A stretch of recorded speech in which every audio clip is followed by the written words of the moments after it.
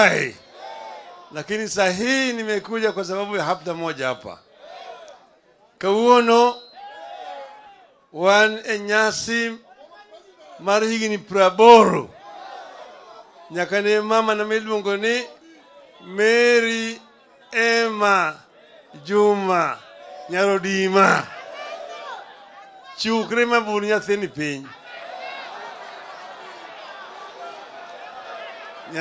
Nyathini ulunga ni youth leader.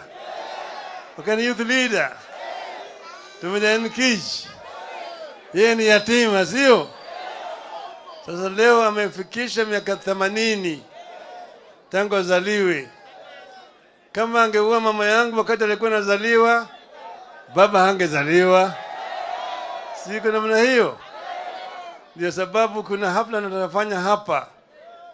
Alafu baadaye nitaita mwingine moja hapa, kisha baadaye mimi nitarudi nyuma huko kumaliza. Sawa sawa?